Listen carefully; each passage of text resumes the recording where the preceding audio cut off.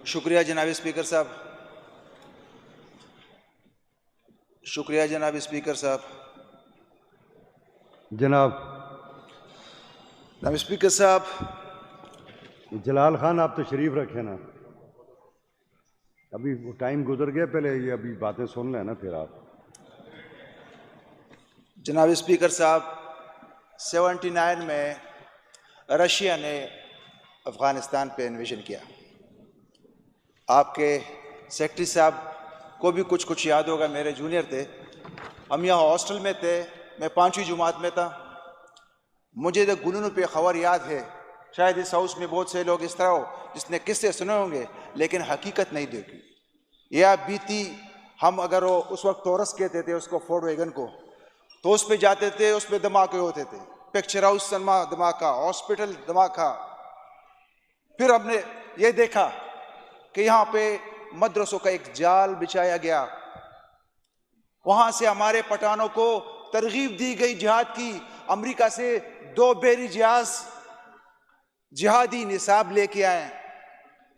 मैंने खुद सुबह की नमाज में फर्ज में वो दुआएं सुनी है जो कि पाकिस्तान और कश्मीर के लिए कभी नहीं की। सारे सिस्टम को पोल्यूट किया गया। हमारे क्लशनकोफ हेरोइन किस वजह से, उस वक्त के खुदाई खिदमतगार बादशाह खान का एक स्टेटमेंट मुझे याद है कि यह खलका तो दुनिया का निज़ाम खराब हो गई। शिकम दुनिया के पकम के लिए 2 बदमाशानी निम खलक यो सरेसी च बदमाश योशी नु एक और बदरा वाड़ी वे ना गरजदा। आज वो दिन है कि हमारे उलमा को रशिया काफिर नजर आ रहा है और अमेरिका मुसलमान नजर आ रहा है। ये मस्जिदों में कहते थे दासुर काफिर दे, अगर वो अहले किताब है। ये सारा मजाक ड्रामा आज पाकिस्तान की दहशतगर्दी का जो मंबा है, जो कुआं है, जिन्होंने खोदा था, जिन्होंने अफगानिस्तान में तालिबान की हुकूमत कायम की, वो आज हमारे लिए क्या कहते हैं, फार्म 47 का फील्ड मार्शल। क्योंकि जहाज फिजाइया के जहाजों ने जहाज गिराए और बंदूक से गोली भी नहीं चली है और फील्ड मार्शल वो हो गए। इन्होंने जाके अमेरिका को ये राम किया है कि हमने इसराइल को मानना है।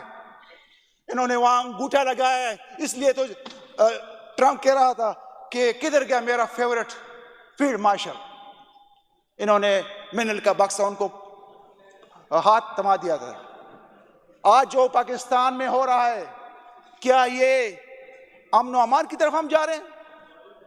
जो हम जरगे करते, मैं तो उसको ये कहूंगा कि गजब किया, तेरे वादे पे एतबार किया, तमाम रात क़यामत का इंतजार किया।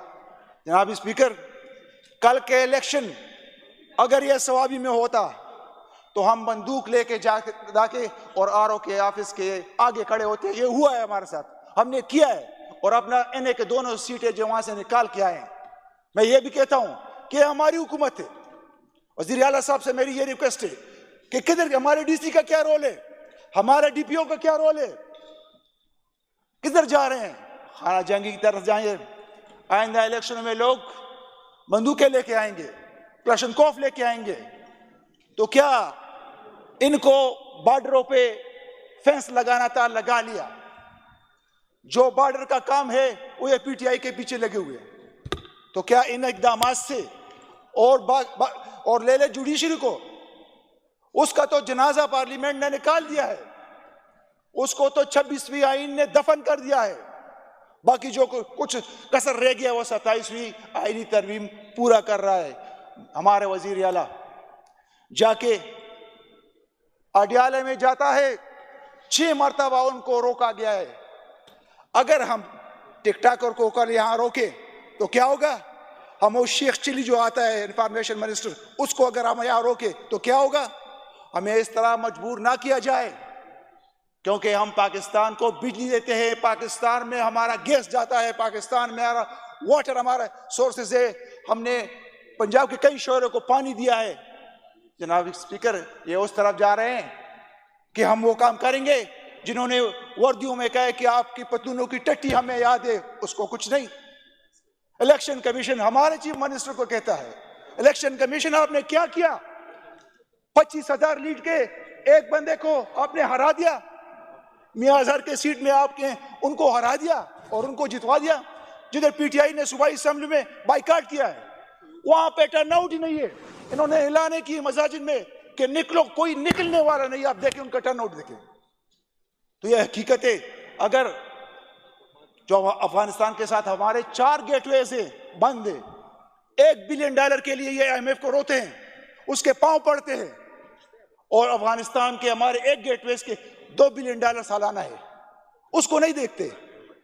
जनाब स्पीकर, हमने खैबर पुख्तनख्वा के लोगों ने हर तरह के एफर्ट लगाना है, क्योंकि जब घी सीधी उंगली से नहीं निकलता है तो फिर उंगली टेढ़ी करनी पड़ती है। क्योंकि हमने अदलिया को देख लिया, वो हमारी मुलाकात नहीं करा सकते हैं, तो कल हमें किस चीज की दवाई देंगे? क्या ये सुप्रीम कोर्ट, क्या ये हाई कोर्ट, ये इनके तनख्वाहें, ये मराद, ये कौन दे रहा है? ये मेरा गरीब दे रहा है, जिसके चीनी से टैक्स कटता है, जिसके आटे पे टैक्स लगता है, जिसके चाय के पत्ती पे टैक्स लगता है, जिसकी माचिस की डब्बी पे टैक्स लगता है। ये उनकी तनख्वाहें लेते हैं, क्या दे रहे हैं? मैं तो हैरान हूं कि खैबर पुख्तनख्वा का सुप्रीम कोर्ट का चीफ जस्टिस गुंगा बना हुआ है।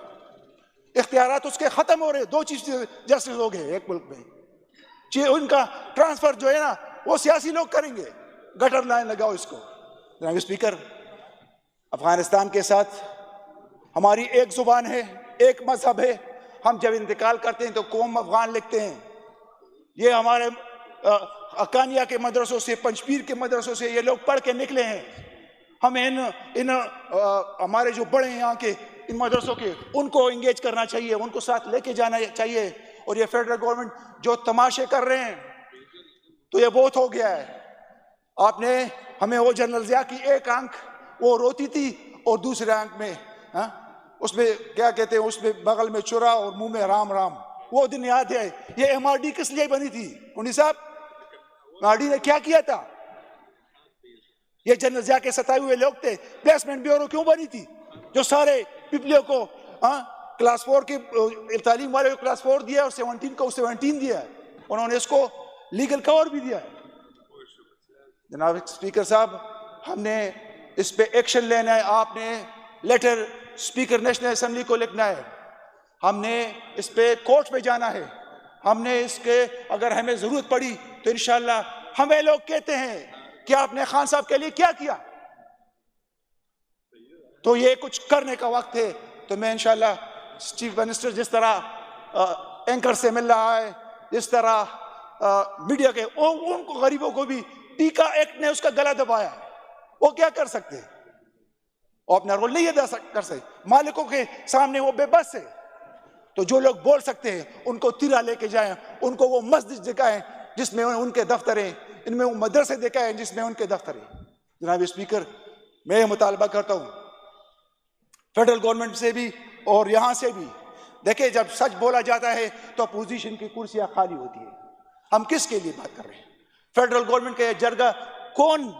अमीर मकाम साहब बैठे उसमें, मौलाना फजल रहमान साहब बैठे उसमें, गवर्नर साहब बैठे उसमें। आए अफगानिस्तान के साथ मिलकर जरगा करते हैं। वो तिगा रखते हैं, वो पठान है, वो अपनी पास रखेंगे अपनी बात पे।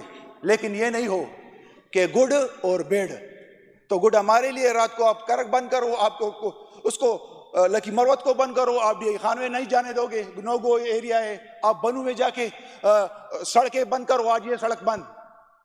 जनाब स्पीकर, ये ईवान, इसका ये रोल है कि ये अपने लोगों की नुमाइंदगी करे।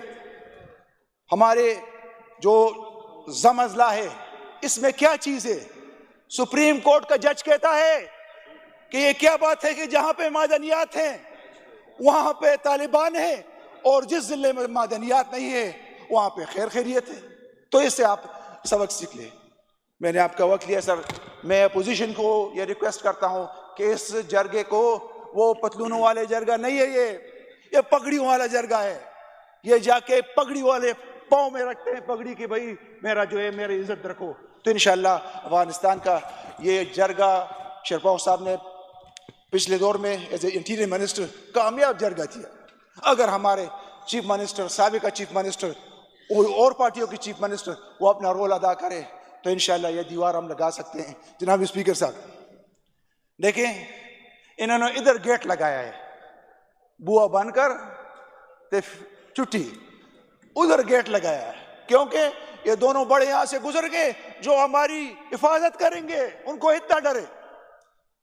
जो फील्ड मार्शल है वो हमारे आईन में तरमीम कर रहा है, दीवारें लगा रहा है, उसको इतना डरे, तो क्या वो जेल में कोई बला है?